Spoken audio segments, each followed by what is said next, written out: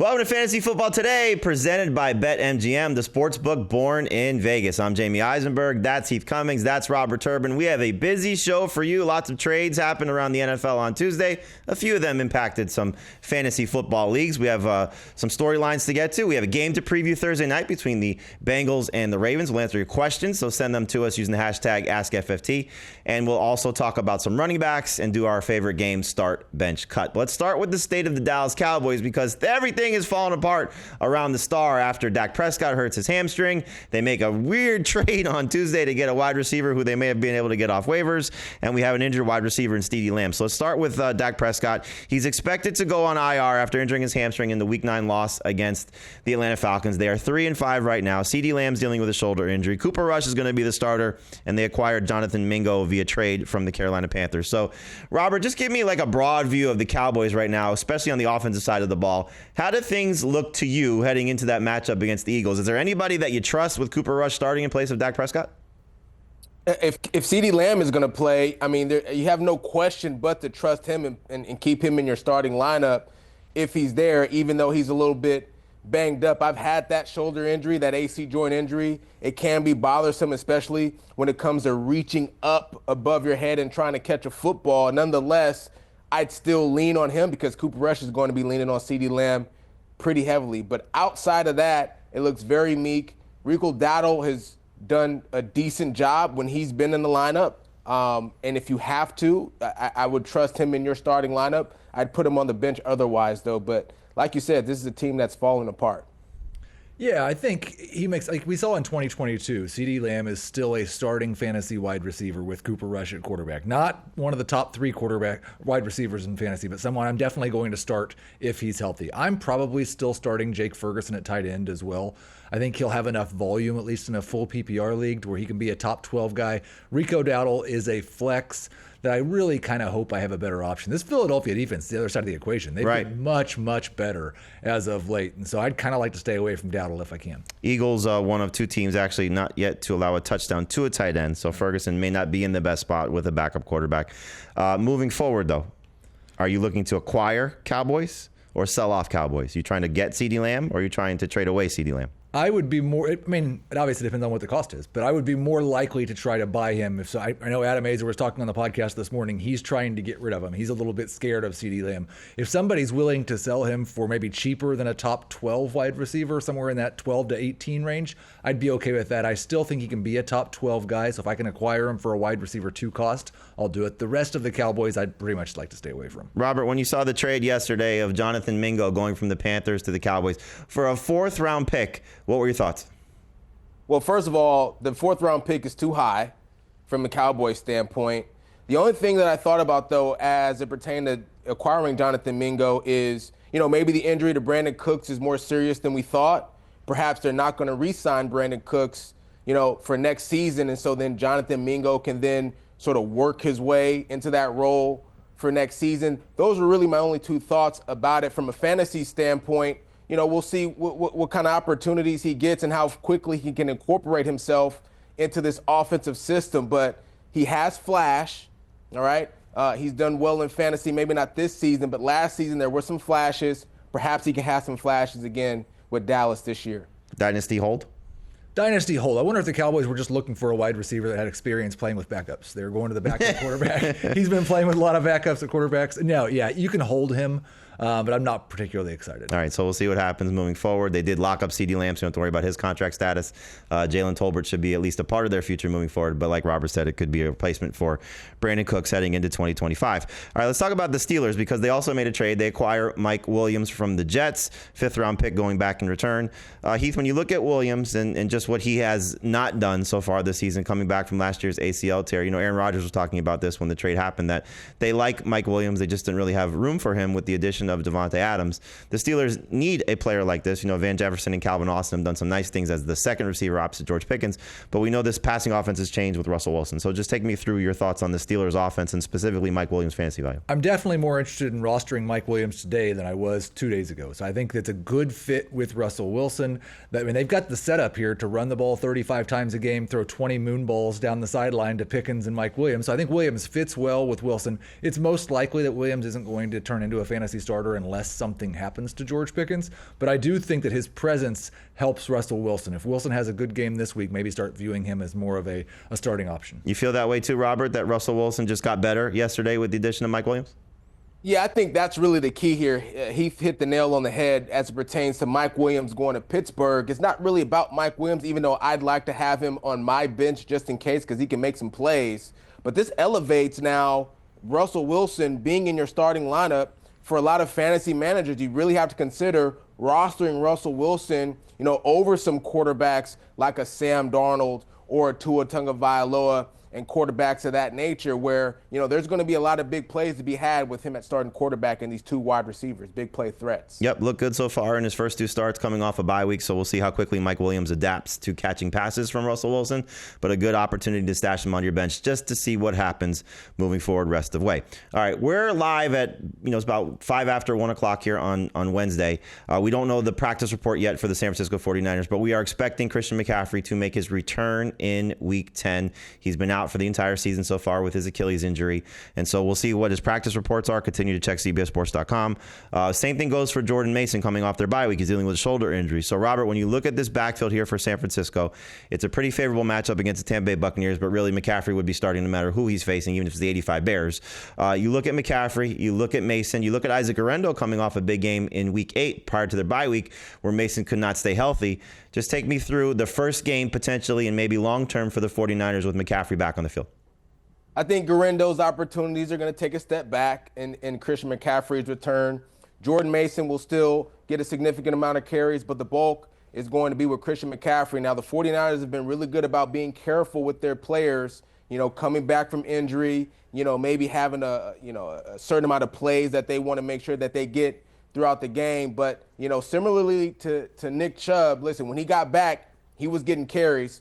He got the bulk of the carries with the Cleveland Browns. I expect the same thing opportunity-wise for CMC when he gets back for the 49ers. I'm starting him. Yeah, I'm starting him. I think I was a little bit lower than you guys were. There's a little bit of a risk of re-injury. There's a little bit of a risk of, hey, we want to ease this guy in, and so maybe he only has half of the running back rush attempts in his first game back, but I can't imagine I'm sitting Christian McCaffrey. You imagine going to your lineup and be like, let's just wait another week. I don't need him right now. You do not have – you have Guerendo ranked, I'm assuming, ahead of Mason. Right. So you're concerned about Mason with the shoulder? Yes. Okay. Yeah, if Mason's back, then I would have him ahead of Guerendo. Okay, so give me your thoughts, because Robert said he expects Mason to get some work there. Do you think it's going to be Mason, Guerendo, just... I think it will be Mason over Guerendo, assuming that Mason's 100%, and I think it's probably 6 to 10 carries for whichever one of those backs is the RB2. It's probably not somebody you can start, more of a desperation flex. Desperation flex. Okay, so we'll see what happens again. Continue to check CBSSports.com. We'll have the latest updates for you on McCaffrey, on Mason, on Guerendo, and I'll say this again, we may see him on the most added list when we talk about the roster trends.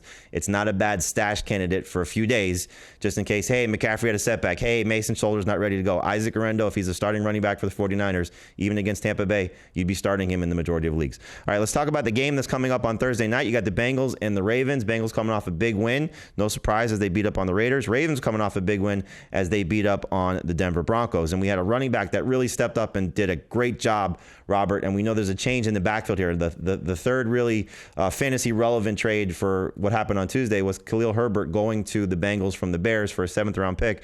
Zach Moss expected to miss the rest of the season with a neck injury. Does Herbert impact what Chase Brown is starting to build toward? Because we saw his work in the passing game, caught a touchdown from Joe Burrow. How do you view Brown with Khalil Herbert now on the roster? So Chase Brown is going to be the starter. He's going to get the bulk of the opportunities. Khalil Herbert is more of an insurance policy, I think, for the Bengals. Now, he'll get his play time and things of that nature, but like you said, Chase Brown has really been growing and building upon what he's been able to accomplish so far this season. I think the Bengals want to be able to see that through with him. So if you have Chase Brown on your roster, this is a really good time, I think, for RB2 to a flex at this point in time. Yeah, Robert says RB2 flex. We have him ranked basically RB2 flex. Sportsline, however, has him ranked 6th. And this Baltimore run defense has been fantastic. Now, they did just give up 80 total yards to Javonte Williams. I think we all view Chase Brown as a better running back at this point than Javonte Williams. Are we too low on Chase Brown? I don't know. If you want to just completely ignore the matchup, the key is going to be the passing game. If he has a target share that's reflective of what he and Zach Moss have done all year long, then I think he could be that good. He could be a top 12 running back. If he has 2 or 3 targets in the game, I don't think he's going to get down there. This isn't just kind of the best run defense in the NFL. The Ravens have been a lot better than pretty much everybody except for the Chiefs. So I don't really want to start Chase Brown. And to be fair, he's already played them once. He did catch a touchdown in that game, so he's had some success against them. So we'll see if he can have it once again. But Sportsline very much all in on Chase Brown. Hopefully he does deliver for everybody who's starting him. Heath, when you look at the passing game for Cincinnati, one guy's amazing in Jamar Chase. The second guy, though, has been Mike Gesicki because T. Higgins, at least at this point, not expected to play. Gesicki's played 4 games without T. Higgins. 3 of them he's been 12.3 PPR points or more. Is he just locked in as a must-start tight end this week? As long as there's no T. Higgins, then you start Mike Gesicki. And he might let you down, but every tight end, except for maybe like 3, might let you down on a weekly basis. There's too much upside, especially against a Baltimore pass defense that hasn't been very good. Gesicki's hardly even playing tight end right now. He's more like a part-time wide receiver, but whenever he comes on the field, they're throwing it to him. It's just been fantastic to watch, and we're excited about Mike Gesicki, as you see. Top 5 for all of us. Top 3 for Sportsline. They're just all in on the Bengals this week. Robert, the Ravens made a trade last week to get Deontay Johnson and did not do very much. No targets in his first game against Denver. What do we expect in game 2? And just, for perspective, Devontae Adams took 3 games till he was a significant factor. DeAndre Hopkins took 2 games till he was a significant factor. So throughout the first game for these guys that were traded, Amari Cooper got hurt going into his 3rd game. But does it take these guys just a little bit of time to get adjusted? And will Deontay Johnson have that second game impact, maybe like DeAndre Hopkins did? Well, I think he'll get at least 3 to 5 targets in this matchup, but it is a huge adjustment because you're going into a new offense. There's new terminology, there's new route concepts, and so it's very difficult unless you are familiar with the offensive coordinator from a previous stop. It makes it very difficult then to be able to get out there and run those routes, full speed and really have it with conviction. So it's going to take some time for Deontay Johnson to get adjusted, but I do expect him to get more than 0 targets this game for sure. Yeah, if he has another game with no involvement or minimal involvement, a lot of fantasy managers are definitely going to move on from him, and make sure it's Deontay Johnson on your roster and not Dearness Johnson on your roster. All right, we're going to answer a question. Thank you for sending them to us using the hashtag AskFFT. Josh wants to know, if T. Higgins plays, I'm probably going to start him, but if he doesn't, should I replace him with Keon Coleman or Deontay Johnson? Heath, I'll let you take this one. Assuming everybody's playing, Coleman or Johnson, who are you taking? Well, that's the thing, is Deontay Johnson, T. Higgins both playing on Thursday. Keon Coleman's supposed to be playing on the weekend, and we don't really think Keon Coleman's going to be playing this week. So I think I'd almost want to see what's on the waiver wire. Yep. Is there somebody else that I can roster? But I don't really want to drop Keon Coleman either, so I might be dropping Deontay Johnson.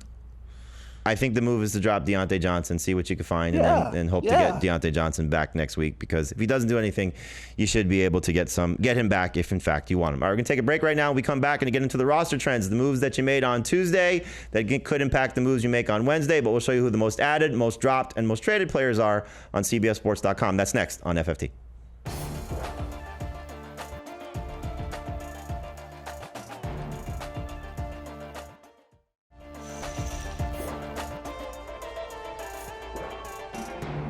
Welcome back to Fantasy Football Today, presented by BetMGM. We're taking a look at the roster trends from the moves made on fantasy football leagues on CBSSports.com on Tuesday night. We're going to show you the most added, most dropped, and most traded players, and we'll discuss some of these players. And remember, a lot of leagues run waivers on Wednesday, so this could help you with some of your waiver wire decisions. So let's take a look at the most added players here. And in full disclosure, we're 10 weeks into the season now. We only look at this list for the first time when they show it to us on the graphics here. So let's have some fun with this. Let's talk about the wide receivers at the top here. Demarcus Robinson, Quentin Johnson. We already told you that Mike Gesicki is a great start heading into that Thursday game against the Ravens. But Heath, I'll start with you. Demarcus Robinson's got 4 touchdowns in his last 2 games. It just seems that when Puka Nacua and Cooper Kupp are on the field, he finds a way to get into the end zone. And last year, 4 of the final 5 games, he scored 4 touchdowns as well. So it's not fluky.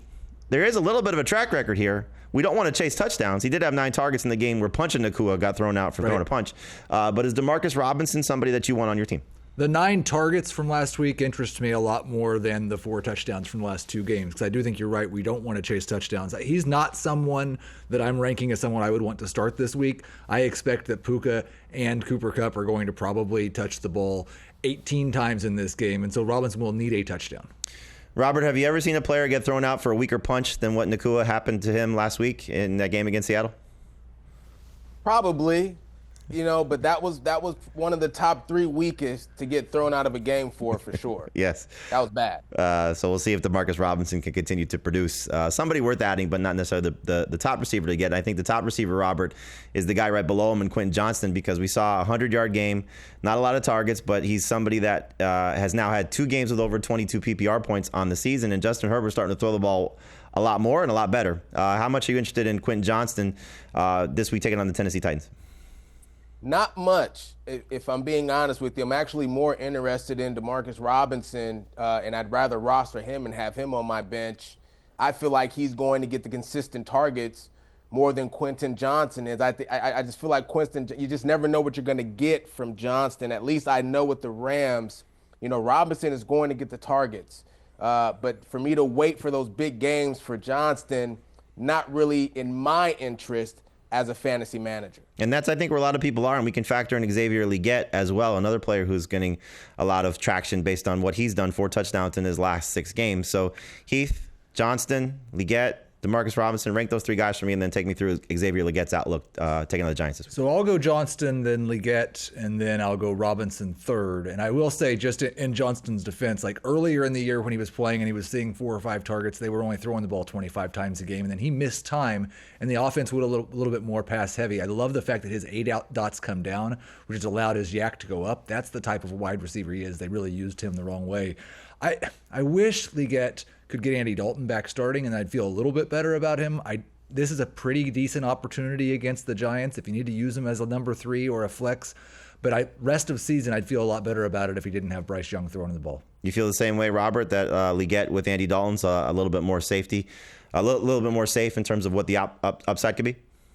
I do, but we can't ignore the improvement that the Carolina Panthers are showing right now with Bryce Young at the quarterback position. So I would go Legette number 1, Robinson 2, and Johnston 3 in that scenario. Yeah, and I think that's kind of where fantasy managers are. You're looking for a high upside number 3 receiver, touchdowns in the favor of Robinson, maybe some production across the board in favor of Johnston and Legette. And for what it's worth, in terms of touchdowns, again, Legette has 4 touchdowns in his last 6 games, so he's doing a good job despite minimal targets as well, finding the end zone. But all 3 of these guys worth picking up if you need a wide receiver. A lot of bye weeks coming up, and remember, 4 teams on a bye in week 10. Let's show you the most dropped list, and there are always some players on this list. We may say, hold on, pump the brakes. You don't want to get rid of them just yet. Understandably so, some defensive kickers. Zach Moss out for the rest of the regular season here. Jalen McMillan is interesting, Heath, because did not play in week 9. We have a game in week 10 against the 49ers. Not easy for the Bucs. Week 11, they're on a bye. Week 12, Mike Evans comes back. Are you getting rid of Jalen McMillan also? Yeah. I think this might be the week where we look at this list and say, nope, you can go ahead and drop all these guys. Everybody's right. Because, I think because of the difficult matchup, then the bye, then the expectation that Evans back, and Cade Otton is we were like, which wide receiver is going to take the Chris Godwin role? Well, it turned out it was a tight end. It was Cade Otton taking all those targets and red zone area targets. So he's a desperation flex, McMillan. All right, hopefully he plays this week and we get to see a little bit of that upside, because he was the one that was at least pegged for that slot role to replace Chris Godwin. Robert, when you look at, we'll just circle back since if anybody missed the start of the show, Dak Prescott expected to go on IR. If you have an IR spot, are you willing to stash Dak Prescott, or are you just saying I'm done with it and I'm just going to find another quarterback rest of the season?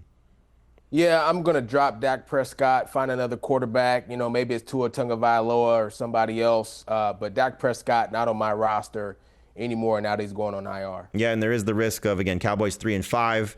If they lose the next 4 games, or the majority of the next 4 games until Dak does return, does he even come back and play this season? They just shut him down and maybe say, okay, you're done until 2025. All right, let's show you the list of most traded players here, and there are always some interesting players that are being either sold high or dealt low. And I think that's the case of DeAndre Hopkins, who's a great sell high candidate. Tank Bigsby, Nick Chubb, probably more of the buy low variety. Same thing with Jalen Waddle. Adams, Hunt, more of the sell high variety. Marvin Harrison, Tyreek Hill, buy low. Chris Olave, buy low. Chase Brown, probably buy high, I guess.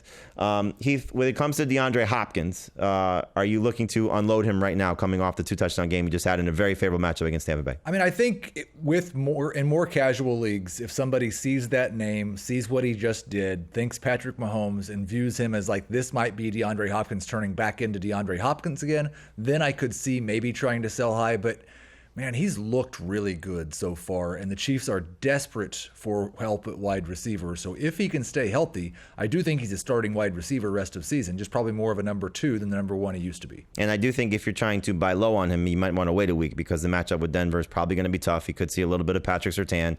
We know how that's gone for the bigger physical receivers. So Surtain could make things uncomfortable for Hopkins, minimal production. You might be able to get him in 2 weeks. But if you are trying to sell him as highest value, this might be his highest value again coming off the 2-touchdown game against Tampa Bay. Robert, we got a problem with Jalen Waddle because Devon Etienne is soaking up all those targets. Tyreek Hill is still getting his opportunities, not producing yet, but I think that will come. Are you looking to buy low on Jalen Waddle knowing what he can be? Or are you just saying, okay, this is what the Dolphins offense is. Tua's getting the ball out quick. It's not going to Jalen Waddle, and I can't trust him. I think that I'm looking at other options. I think that we have to come to grips that this is what the Dolphins offense is going to look like. Not saying that Jalen Waddle won't have good games, because he will. He'll have some big games, but not really an interest for me. If it were my roster, I'd pass and look elsewhere. And Robert, how do you feel about Nick Chubb going into his bye week? Hasn't had the big game yet. I know you were very excited about him coming back, as a lot of fantasy managers were as well. Hopefully another week of rest, maybe the best of Nick Chubb yet to come. Great matchup coming off the bye against the Saints. Is he somebody you're looking to target? Absolutely. I think he's getting his legs under him. I think he'll still be on fire after the bye week. But I'll tell you what, the surprise that was on that list is Brian Robinson Jr. If you're trying to sell on him right now, I know he's been dinged up. I'd keep him on my roster. That'd be somebody that I'm looking out for in a trade as well if I can acquire him. You agree? Yeah, I think his value has gone down really only because he's been banged up. There's no reason to doubt the production. When he comes back, he's going to touch the ball 15 to 20 times again, and it's a great offense. All right, so hopefully Brian Robinson can play. A lot of us were chasing Jeremy McNichols. Then it was Chris Rodriguez Jr. Really to get a semblance of who's going to be the guy that steps up in his place. Maybe we get an answer this week if Robinson's out again, but we'd like to see him taking on the Steelers, even in a tough matchup. Austin Eckler, though, would be a good start if Robinson does miss Week 10. All right, let's answer one of your questions. Thank you for sending them to us on X, Twitter, using the hashtag AskFFT. Would you trade Marvin Harrison Jr. for Jackson Smith-Njigba? Lots of initials there. So, Robert, which wide receiver would you rather have, MHJ or JSN? I mean, I'd rather have MHJ, even though I did trade him, but I'd rather have him over JSN.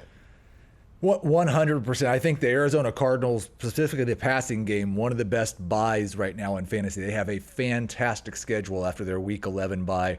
Things are going to get a lot better for Kyler and for Marvin Harrison Jr. All right, hopefully Kyler throws the ball to Marvin Harrison Jr. He needs 6+ right. targets. When he gets 6+ targets, he's been excellent. 5 or less, just not gone well for him, and then he had 5 targets or less in week number 9 against the Bears. Give him 6 targets against the Jets. All right, we'll take a break right now. We come back and get into our running back roundtable. Robert Turbin will give us some answers on some questionable running back situations. That's next here on Fantasy Football Today.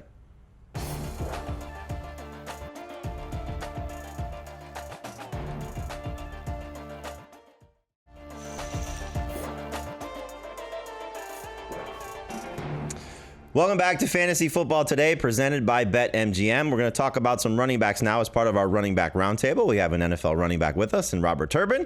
He's going to give us sort of the NFL/fantasy view on these running back situations. Then Heath will give you the fantasy take, and I'll kind of jump in here whenever it's necessary. But let's start with the first situation that we're talking about. And do we have a Breece Hall problem? 10.5 PPR points or less in each of his last 2 games. Braylon Allen's getting work. 2 games ago against the Patriots, for example, he scored a touchdown. So, Robert, when you look at the Jets and the passing game starting to pick up, we saw a 3-touchdown game for Aaron Rodgers. Devontae Adams scored. Garrett Wilson scored twice. One of the best catches you'll see with what he did against the Texans last week. But Breece Hall is just not having the fun yet. Are we going to get some fun for Breece Hall for his fantasy managers as well? I don't know. This one is a tough one. They should, if I'm looking at it just from a pure football standpoint, but from a fantasy standpoint, I'm not so sure how much we can continue to trust Breece Hall when he's not getting the work. And you got Braylon Allen taking carries and opportunities from him, and then an offense that's centered around the passing game and Aaron Rodgers and the quarterback. So I think we do have a Breece Hall problem. I think you should still roster him, but he's no longer an RB1 in this situation. I think right alongside Kyler Murray and Marvin Harrison Jr., this is the guy that you need to go buy. Again, schedule gets fantastic down the stretch. Maybe see a little bit more running when the weather gets a little bit colder there in New York. And while we are not unhappy with the Braylon Allen touchdown, it's still been at least 17 touches in each of his last 4 games. If Breece Hall's touching the ball 17 times per game, he's going to score a lot more than 10.5 fantasy points per game rest of season. I just wish that they would throw him the ball a little bit more. Since Adams joined the roster, roster. The receptions have gone down. Maybe that's something that we can get going a little bit. This is not an easy matchup against the Cardinals, so just keep that in mind when it comes to the Jets' passing attack. So maybe this could be a Breece Hall game. Hopefully he takes advantage of it. And for what it's worth, DeAndre Swift just had 7 catches against the Cardinals last week in the loss for the Bears. Next topic for the running backs that we're talking about. Can we trust anyone in the Jacksonville backfield, Robert? Because we saw Travis Etienne return, and it was bad news for Tank Bigsby. Bigsby had been building towards something. Maybe it was just a bad matchup against the Eagles, but it's not an easy matchup this week against the Vikings. But when you look at Etienne and you look at Bigsby, is there anyone you think that's a safe start for fantasy managers? Well, the safest start is going to be Etienne because the Jaguars, it just feels like that's their guy. That's the guy that they trust in him most. If it were me as a fantasy manager, I would lean towards Travis Etienne. But as far as trusting either one of these guys overall from a production standpoint, very difficult at this moment in time. I feel like both of them are flex guys at this point. I am really interested to see what the target breakdown looks like this week. Tank Bigsby just completely disappeared from the passing game as soon as Etienne came back, which we pretty much expected, but Etienne did fumble a catch into an interception. It wasn't a fumble. He just bounced off of his hands that he could have caught. I wonder, they've been penalizing guys for that this year. So I wonder if Etienne takes a step back, but for now, they're just touchdown-dependent flexes. And then we had Dearness Johnson getting some goal line opportunities. It was just a weird game against the Eagles, but maybe that factored in with Etienne coming back, the bad play, and Bigsby just not being effective. So if there's 3 guys, it's definitely a situation to avoid. But hopefully it's just these 2. Bigsby used on first and second down from a running perspective, and then Etienne maybe a little bit more in the passing down work. But I agree with Robert. I think Etienne is the one you'd want to lean on if you have to make a choice of the 2. Next topic here, we have about the Carolina Panthers. So we don't know for sure if Jonathon Brooks is going to be activated. If he's not activated this week and playing, he's going to be shut down for the rest of the season. But we hope that we get to see him a little bit because I'd like to see what the Panthers have and certainly what he can be for fantasy managers moving forward. So, Robert, what's the expectation if Brooks does play, starting with the game against the Giants, and they have a bye week? But rest of season schedule is not easy. Chuba Hubbard's been one of the best fantasy running backs this season, certainly one of the best values. So how do you see this Carolina backfield shaping up if Brooks does play? I think Brooks is going to get 6 to 8 carries, and if he looks well, they're going to build upon that, as the season continues to prolong. And then you'll see less production, I think, from Chuba Hubbard eventually. If he doesn't do well, Chuba Hubbard is going to continue to be what he's been all season. But this is a team that I think is more focused on rebuilding as opposed to winning right now, and Jonathon Brooks is no doubt a part of their future. And so if he does well with those 6 to 8 carries, those opportunities are going to continue to go up rest of season. I think I have him projected for 7 rush attempts, so we're in lockstep there. I think this week you can still start Chuba Hubbard because it's a great matchup against the Giants, giving up the 2nd most yards per attempt to opposing running backs. I'd be a little bit worried if I was counting on Chuba to be my RB2 in the fantasy playoffs. I think by that point, if Brooks comes back this week, Brooks could have a much larger role. So are you actively shopping Hubbard if you have him, Heath? Or are you just looking to say, okay, listen, you get him for this week, he should be awesome, but we know it could happen? Yeah, he's a hard guy to sell right now because all season long everybody's been viewing him as the guy who's about to get replaced by Jonathon Brooks, and now this is the deadline. So his value could really change a lot if Brooks is not activated, but right now it seems like everybody expects that. I'd almost be in that if I'm desperate for a running back, see if I can buy Hubbard a little bit cheaper right now as a 1-week rental, and then maybe he turns into a rest of the season starter. All right, so we'll see what happens with the Panthers. Maybe we get an answer by the end of the day. Again, check out CBSSports.com. They do play in Germany, so they have an early start on Sunday as they take on the Giants. All right, last topic that we'll talk about here for our running back roundtable is, Robert, we got to just give some praise to Najee Harris. He's got 3 straight games with over 100 yards rushing. They're coming off their bye week. Things for the offense look better with Russell Wilson. Is it just time to say Najee Harris is an easy start, or do you have some concern because Jaylen Warren, now back for 2 games, going to play on passing downs, and maybe the bubble will burst on Najee Harris knowing that he hasn't done this very often since his rookie season? No, I think he's an easy start. RB2 to a flex. There's no doubt about it. Russell Wilson has provided a different dynamic to this offense where it's like, opposing defenses have to be aware of the passing game. Not that Justin Fields couldn't throw the football, but it was just a different type of offense. Now you're getting beat over the top with Russell Wilson. So what does that do? That lightens up the box for Najee Harris, less defenders in there, and that's where you're starting to see some of the success that he's having over 100 yards the last 3 games. And so I think he's a start. If you have him on your roster and there's no one better, absolutely, RB2. Definitely an easy start this week. A top 15 running back for me this week has a very good matchup. And then the schedule turns terrible. This is a guy that after this week, I would be looking to sell high. Faces Baltimore next week. In the fantasy playoffs, he goes up against Philadelphia, Baltimore, and Kansas City. It doesn't get any worse than that in terms of a running back schedule. Yeah, I had a trade offer for Najee Harris. The first thing I looked at was, okay, what's coming up for him? I'm like, oh, no, I don't want that less down the stretch. But look, he has done better. Arthur Smith, we know, has gotten great production out of his running backs, and that was the hope for Najee Harris, playing for a contract after they took away his fifth year option, excuse me. So it's been fun to watch. So hopefully he does take advantage of this Commanders defense. It should be in your starting lineups for week number 10. All right, let's answer one of your questions. Again, we have a mailbag coming up at the end of the show, so we'll get to a lot more of those then.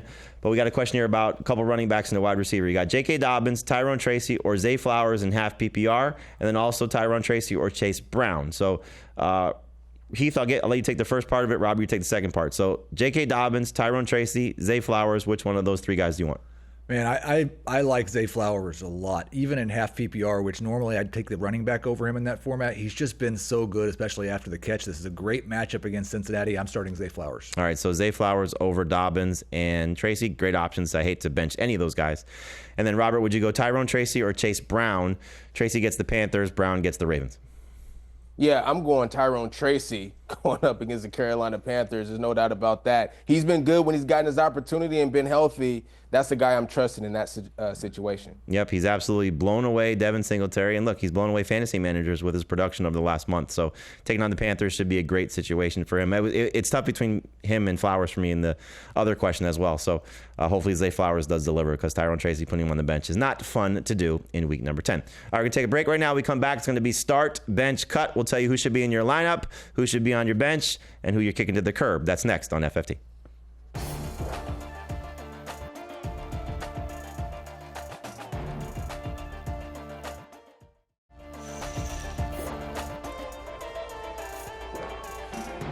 Welcome back to Fantasy Football Today, presented by BetMGM. So every Tuesday, Adam Azer comes on here with his favorite game, Who's Got More. He said it's number 21, it's number 20, it's number 30. Who knows? He's all over the place. This is the 10th best game for fantasy football. Start, bench, cut. We've cracked the top 10. And we're only moving forward from here. Forget about who's got more. It's start, bench, cut that you want to play. And these guys are going to do it right now. So I'm going to tell them a player that they should have on their... They're going to tell me which player they're going to have on their team, who's going to be on their bench, and who, unfortunately, is going back to the waiver wire. I'll start with a trio of quarterbacks here. We have Daniel Jones. We have Patrick Mahomes. And we have Baker Mayfield. So Jones coming off his best game of the season. Mahomes coming off his best game of the season. And Baker Mayfield just gets the job done week in, week out. Doesn't matter who he's throwing to. Heath Cummings, start, bench, cut. Jones, Mahomes, Mayfield. So I will start Baker Mayfield, because how could you not start Baker Mayfield? You take away his top two wide receivers, he still scores 20 fantasy points every week. I would imagine he'll do it again. I'm going to put Patrick Mahomes on my bench, even though I have Daniel Jones ranked higher this week, because if you're not starting Daniel Jones against the Carolina Panthers, and I'm not in the situation, then he shouldn't be on your roster. I would start Jones over Mahomes if I had to make that choice, but we'll start Mayfield, we'll bench Mahomes, we'll cut Daniel Jones. Yeah, I'm starting Baker Mayfield as well. I mean, the proof is in the pudding. Out your top two wide receivers and you're still balling out, I'm starting Baker Mayfield. Patrick Mahomes goes on my bench because it's Patrick Mahomes, and I'm cutting Daniel Jones because it's Daniel Jones. Okay, that's all that needs to be said right there. All right, so if we're going 1 week, I'm starting Daniel Jones because it's the Panthers. He's not at home, even though he just had his best game of the season at home. But he's played 4 games outside of New Jersey, and 3 of those games have been amazing. And now he's going out of the country? Come on, Daniel Jones may go for 40 fantasy points against the Panthers. So for 1 week, I'm starting Daniel Jones. But obviously, in the most case scenarios, you're cutting Daniel Jones. You're probably starting Baker, and then you're going to sit Patrick Mahomes. Mahomes got a tough matchup against the Broncos, but Baker's got a really tough matchup against 49ers coming off of a bye week. I'm nervous about Baker Mayfield. I think his streak of 6 games in a row with 20-plus fantasy points gets snapped. He goes under 20 fantasy points this week. All right, let's go to a trio of wide receivers next here. We got 2 wide receiver scenarios coming up. So the first one will be DeAndre Hopkins, Khalil Shakir, and Calvin Ridley. And we did get some news during the break that Keon Coleman's dealing with a wrist arm injury that may keep him out of this week's game against the Colts. So keep that in mind. So Hopkins coming off a 2-touchdown game. Khalil Shakir may be the best receiver for the Bills. We don't know Amari Cooper's status. And Calvin Ridley has definitely benefited over the last month with Will Levis not playing and Mason Rudolph starting. We don't know who will be the starter for the Titans as they take on the Chargers. So, Robert, you go first. Start, bench, cut. Hopkins, Shakir, Ridley. I think it's no doubt DeAndre Hopkins is, proved to be a starter in fantasy right now. I'm starting him, no doubt. Khalil Shakir goes on my bench. He's one of Josh Allen's favorite targets, especially when you take into the fact that Keon Coleman's going to be out. And Calvin Ridley, he's done well, but, I'm going to cut him. Can't trust anything going on in Tennessee right now. I will start DeAndre Hopkins, bench Calvin Ridley, cut Khalil Shakir, just because if I'm choosing between Ridley and Shakir, I think there's a better chance that Ridley could have one of those 3 or 4 week stretches as a top 12 wide receiver. We've seen him do that multiple times in his career. I don't really think Shakir has that. And I know that people are scared maybe of starting DeAndre Hopkins against Patrick Surtain. I don't think that Andy Reid's going to let him get stuck in that situation. I trust Andy Reid to get DeAndre Hopkins open. All right, so I'm going to start Shakir this week because I am concerned about the injuries for Cooper and for Coleman. We've seen the target spike for him. He's been on a nice little roll here as the go-to guy for Josh Allen with and without Cooper. Great matchup against the Colts, so he's going to be in my starting lineup. I'm going to put DeAndre Hopkins on the bench just because I'd like to see what happens long-term. I am concerned about that matchup with Patrick Surtain, so it may not be completely shut down, but it may not be what we saw against Tampa Bay. So closer on the lower end of that variety, but I think he'll still be okay enough to use in a 3-receiver league. And Calvin Ridley, look, when Will Levis has been the starter, he's been awful, and Levis is trending toward returning, so Calvin Ridley be the guy that I'd want to get rid of if I possibly can. Next trio wide receivers, we got Josh Downs, Tank Dell, Cortland Sutton. So Downs got his quarterback back in Joe Flacco, didn't have a great game against the Vikings last week, but still did lead the team in targets and production. Tank Dell coming off arguably his best game, but does get Nico Collins back. And Cortland Sutton just continues to be a go-to guy for Bo Nix and should continue to soak up targets as well. So Heath, start, bench, cut, Downs, Dell, Sutton. And you outdid yourself on this one. We got 21, 22, and 23 in the consensus I just rankings. look at your rankings. This is a very, very difficult situation. But I think when Josh Downs' bad game is 12 PPR fantasy points, that makes me want to keep starting Josh Downs. The only way I would choose Tank Dell as the start would be if Nico Collins is not back. Assuming Nico is back, I will start Josh Downs. I will bench Cortland Sutton. I will cut Tank Dell. I'm gonna start Tank Dell. Even if Nico Collins is back, I think that actually helps Tank Dell because it takes a little bit of attention off of him being WR number 1 for the Texans. So I'm gonna start Tank Dell. I'm gonna bench Cortland Sutton, and I'm gonna cut Josh Downs, even though it's a very favorable matchup against the Buffalo Bills. He's going to the wire. It's tough. These 3 guys are all, trending in the right direction. I do agree with Robert. I think that Nico Collins will not necessarily crush Tank Dell's value. It certainly hurts a little bit because he won't get as many target opportunities, but I do think he'll open up some things, and what we saw last week may be a sign of things to come as CJ Stroud gets to, use more options on the field. But I'm going to start Josh Downs this week because, like Heath said, down game for him. What we saw last week, Joe Flacco was awful. He's not going to be that bad again this week. So Downs is my favorite of this trio. I'm going to sit Cortland Sutton. I'm going to cut Tank Dell just because I think 2 number 1s versus a number 2. You do the math. You want the guy that's going to lead the team in targets, and I think Downs will do that for his team. Sutton will do that for his team. Dell, unfortunately, will lose some value with Nico Collins back on the field. All right, last start, bench, cut trio that we're looking at here at the tight end position. You got Hunter Henry, Evan Ingram, and Kyle Pitts. I didn't want to do it to Heath where I had him put up Hunter Henry, Gesicki, and Otten, the popular waiver wire pickups of late. But we got Hunter Henry, Evan Ingram, Kyle Pitts, start, bench, cut. I am going, assuming we're talking full PPR, I'm going to start Evan Ingram. Generally, teams against the Minnesota Vikings have had an extreme amount of pass volume. I don't think this game will be any different. Wouldn't be surprised if there's double-digit targets for Evan Ingram in the game. I will bench Kyle Pitts. I will cut Hunter Henry. Just because of long-term upside, I would start Henry over Pitts this week. Yeah, I've got to agree, with Heath on this one. I'm starting Evan Ingram. I'm going to put Kyle Pitts on the bench. He's got big game potential. Hunter Henry does as well, but, the Patriots are much more inconsistent than the Falcons are offensively. So that'll be my 3. Starting Evan Ingram, benching Kyle Pitts, cutting Hunter Henry. It's interesting that you use the word inconsistent and not with Kyle Pitts, because usually that's the word that's associated with Kyle Pitts. But I will agree with the start. I will start Evan Ingram, but I'm going to bench Hunter Henry and cut Kyle Pitts. Not that I don't think Pitts has a good rest of season, but the 4-game sample size that we have with Drake May and Hunter Henry, they have had 4 starts together. 3 of them Drake May has finished, and in those 3 starts that Drake May has started and finished, Hunter Henry has scored north of 12 PPR points. So this is a guy that he's leaning on. He's gotten production out of. We've seen it for Kyle Pitts where it's been up and down.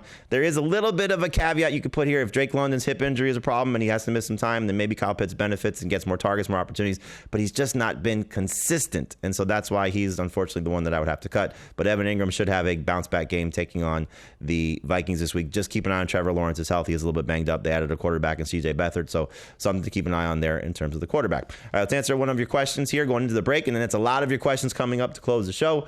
So we got one here. Rest of season, Aaron Rodgers, Justin Herbert, Caleb Williams, Trevor Lawrence, or Drake May. Had Dak Prescott, 6-3, has room to add one quarterback. So, Robert, which quarterback do you like best rest of season? Aaron Rodgers, Justin Herbert, Caleb Williams, Trevor Lawrence, or Drake May?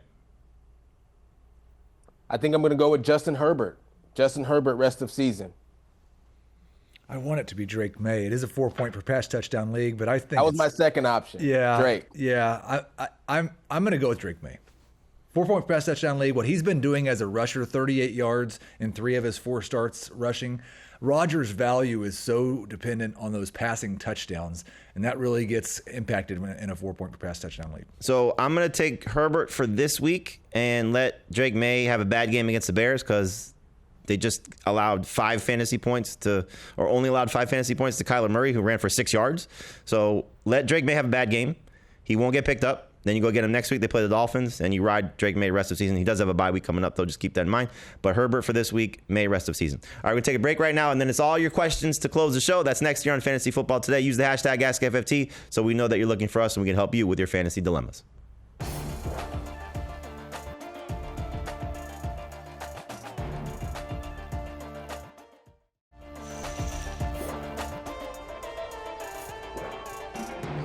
Welcome back to our final segment here on Fantasy Football Today, presented by BetMGM. Oh, here we go, the producer questions. From the office of Marone, would you trade Brian Robinson for Darnell Mooney in half PPR? He also says he loves the show. Hopefully he's watching. We know Marone is very busy doing all of those corporate things that he does. All right, so Brian Robinson or Darnell Mooney, Heath, in half PPR? I would rather have Robinson than Mooney rest of season, but I could see situations desperate for a win, strong at running back, weak at wide receiver, which a lot of my teams are with all the wide receiver injuries we've had, where I might make this trade, but it's not one that I would love. Robert? I'm Brian Robinson, no doubt. Yep, Brian Robinson hopefully can keep it going. But again, keep an eye on the hip injury for Drake London because that could help Darnell Mooney. All right, next question. Is Mike Gesicki worth an ad this week if I have to drop Mark Andrews for him? Also has Bowers on a bye. So, Robert, would you drop Mark Andrews to play Mike Gesicki just for this week, and then you don't have to worry about either Gesicki or Andrews rest away? Yes. It sounds so ridiculous. But, yeah, I would drop Mark Andrews for Mike Gesicki. Yep, I think that's the smart way to go. All right, next question. Full PPR, pick 2, Chuba Hubbard, DeAndre Hopkins, Josh Downs. So who's the odd man out here, Heath? I think this is one where I'm going to have to sit DeAndre Hopkins. It's like, in terms of on paper, it's a difficult matchup for both, but I like the guaranteed PPR volume for Downs, and Hubbard's an easy start. You agree, Robert? For this week, I do agree, but for rest of season, Hopkins and Downs, no doubt. Yes, I think you play Hubbard and Downs this week, and then just see what happens with Hopkins taking on the Broncos. All right, next question. Mike Gesicki, Jake Ferguson, or TJ Hawkinson, half PPR. Robert, who's the tight end you like the best? Give me Ferguson. I like Ferguson in this one. I will take Mike Gesicki. What could go wrong? What could go wrong? I'm with you. I would take Gesicki also. Ferguson, again, taking on a Eagles defense yet to allow a touchdown to a tight end with a backup quarterback, but hopefully he gets those targets from Cooper Rush. Next question. Trade Tony Pollard and Joe Flacco for Aaron Jones in full PPR. Heath? I guess. I don't care about, in the one quarterback league, I don't care about the Flacco side of the deal. I view Pollard and Aaron Jones pretty much as a push rest of season. Pollard's been awesome lately. Robert? I would do this trade, no doubt. Aaron Jones, much better option than Pollard, in my opinion. I'm going to guess if they're throwing in Flacco, it's probably a super flex league. So then I would not do it. Yeah, then I think you hold. But if it's not, then Flacco's just a waste. So, all right. So running back's kind of a wash. We'll see what happens there. All right, that'll do it for us here. Check out our Fantasy Football Today podcast, wherever podcasts are found. We'll answer more of your questions on that show. You can scan the QR code to find us as well. And check us out on YouTube, the Fantasy Football Today podcast. Great job, Robert. Great job, Heath. Thanks, everybody, for watching. We'll be back on Friday, 1 o'clock Eastern, with Fantasy Football Today right here on CBS Sports Network.